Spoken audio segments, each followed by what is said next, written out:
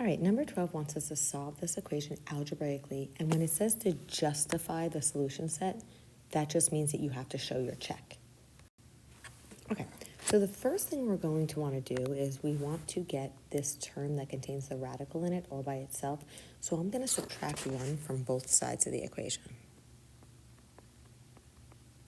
Okay, so that's going to leave me with 3x minus 1 equals 2 radical x. Okay, so now that we have this term that contains the radical with it all by itself, even though there's a number in front, that's okay. We're going to square both sides of the equation because when we do, the square is going to cancel out that radical. Okay, now on the left side of the equation, we have 2 of these binomials, right? That's what that square on the outside of the parenthesis means. It means that we have 2 of these being multiplied together. And I mean, same thing here. You could technically write this out twice if you wanted to, but since this is a monomial, right, there's no plus or minus in between these, you can just square both terms. So 2 squared is 4.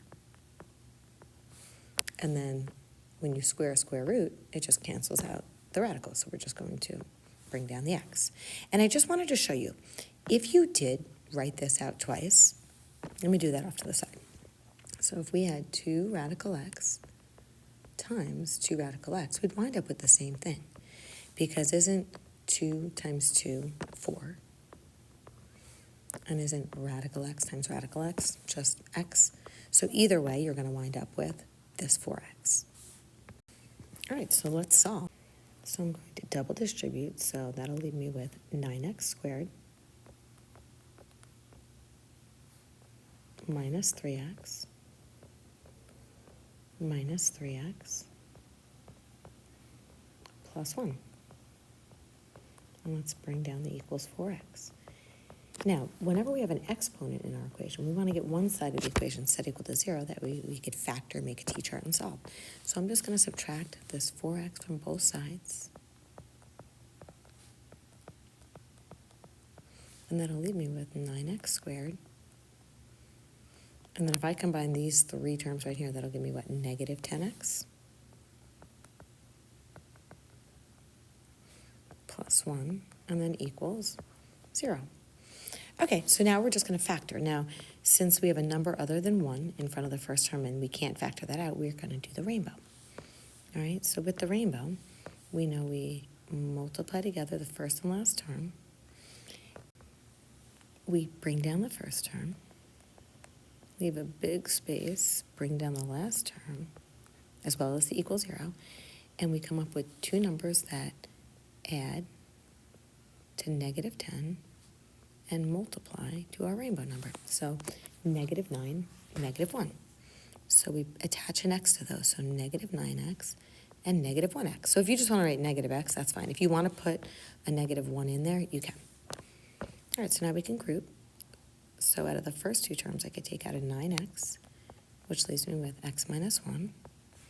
And out of the next 2 terms, it looks like I could pull out a negative 1, which is going to leave me with x minus 1. And when I group those together, I have 9x minus 1 times x minus 1 equals 0. All right, let me give myself a little more room. So now if I make a t-chart and solve, at this point, we're just going to jump to the shortcut. Over here, we get x equals positive 1 over 9, so positive 1/9. And on the other side of the t-chart, we get x equals positive 1. Now, remember, with radical equations, we don't necessarily know that these both check, even if we solved everything correctly. So they even gave us a little clue here saying justify your solution set. So we have to show our checks. Okay, so what I did was I took this first solution of 1/9 and I substituted it into the original equation, always the original, wherever I saw an x. Okay, so in place of this x, I plugged in 1/9, and in place of this x, I plugged in 1/9. Now, on the left side of the equation, that's equal to 1/3. On the right side of the equation, that's equal to 5/3. Those are not equal. So what that means is that, let me just scroll, let me move this up so I have a little room. What that means is this is not actually a solution. It's what we call an extraneous root or extraneous solution, however you want to say that. Okay, so that's an extraneous, I'm going to say root. It's faster than writing solution, right? Now, if you notice over here, when I replace the x with 1, right there and there, the left side of the equation and the right side of the equation both equal 3. So this checks out. So this is an actual solution. So you either want to circle it or box it off to say this one works. Make sure you cross this one off and make sure you circle or box this solution. Okay, so as far as number 13 goes, this is a multiple choice question. And for multiple choice for radical equations, I honestly don't even want you solving it by hand, because isn't the final step to check?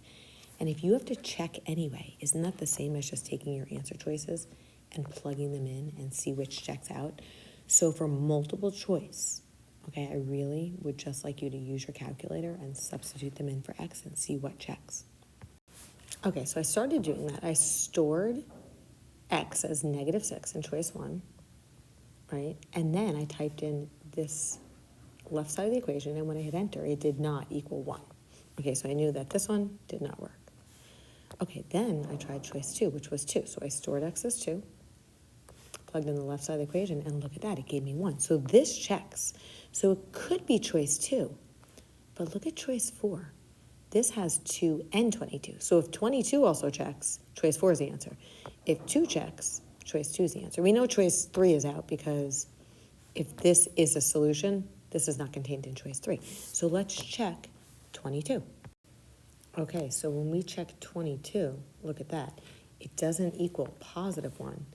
It equals -1. So choice 4, this one, doesn't work, so choice 4 is not going to be our answer either. So choice 2 is the answer. Now, if you did try solving this by hand, you could check on my physical answer key. I did show the work for that, because I know some of you guys may have wanted to just try it just to try it. But again, for multiple choice, I recommend just substituting the answers in and seeing what checks. Okay, so number 14 wants us to use our properties of rational exponents to determine the value of x in the equation below. Okay, so if we look at the right side of the equation, it says a to the x power. So what they're looking for us to do is to get this to just be one term with the base of a to some power. Okay, so let's use our exponent rules. Now, first of all, if we look at this, right, to get something out of radical form, remember the saying power over root? So if the power is 10 and the root is 5, we could rewrite this as a to the 10/5 power. Now, some of you may realize 10/5 is just equal to 2. So if you want to rewrite like that as a to the second, you can. I'm going to leave it like this for right now. Okay, then when you have a power raised to another power, you just multiply these. So isn't 3/1 times 1/2 just 3/2, right? So I could rewrite this as a to the 3/2 power. And then I'll bring down the right side of the equation. Okay, now, remember, if you're dividing two terms with the same base, we keep the base and we subtract these exponents. So if you think about this as 2, right? Isn't 2 minus 3/2 just 1/2? Okay, if you'd like me to show the work for that, I'll do it off to the side here. So 2/1 minus 3/2. Okay, let me find a common denominator, so I'll multiply this by 2/2. So we'll have 4/2 minus 3/2. So 4/2 minus 3/2 would be 1/2. So here they want to determine the value of x. So since x is in the same spot as where this 1/2 is, right? X is equal to 1/2. And don't forget to write this last step. If you leave it like this, you haven't finished solving for x. So x equals 1/2. Okay, and then finally, number 15. All right, they want to know, is this expression equivalent to this expression? All right, so there's a lot going on here. I'm going to start with this expression right here. All right, so if we have a power being raised to another power, we know we just multiply these.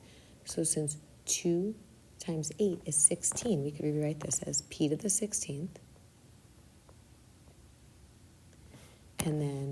1/2 times 8, half of 8 is 4, so n to the 4th. Okay, now let me just put a multiplication symbol here because technically isn't this being multiplied by that? Now if we want to use power over root to get this out of the radical, even though we don't see a root there, remember there's technically a little 2 there, right? So I could rewrite this as p to the 5/2 and n to the 4/2. All right, so p to the 5/2 and then n to the, isn't 4/2 4 divided by 2? Just 2, so I'm going to make that a 2. Okay, now let's look at this. We know if we're multiplying terms with the same base, we add the exponents. So see these p's right here? Okay, we're going to keep the b, keep the base, and we're going to add the exponents. So if you add 16 plus 5/2, here, I'll do that off to the side. 16 plus 5/2. All right, well, if I find a common denominator, I have to multiply this first fraction by 2 over 2. Okay, so that's going to leave me with 32/2 plus 5/2. Isn't 32 plus 5 37? So that'll leave me with 37/2. All right, so that'll leave me with p to the 37/2. And then n, right, if we add those exponents, isn't 4 plus 2 6? So n to the 6th power. Okay, now I'm looking over here. Instead of trying to get this to look like this, I'm going to see if I can get this to look like that. If I can't, it means they're not equivalent. If I can, it means they are. Okay, so if let me do this. I'm going to bring down an equal sign with a question mark on it because we don't know if these are equivalent yet. All right, so I'm going to bring down the p to the 18th, n to the 6th. And then if we use power over root to get this out of here, right? Isn't there really an exponent of a 1 and a root of a 2? Here, I'll put those there. So we could rewrite that as p to the 1/2 power.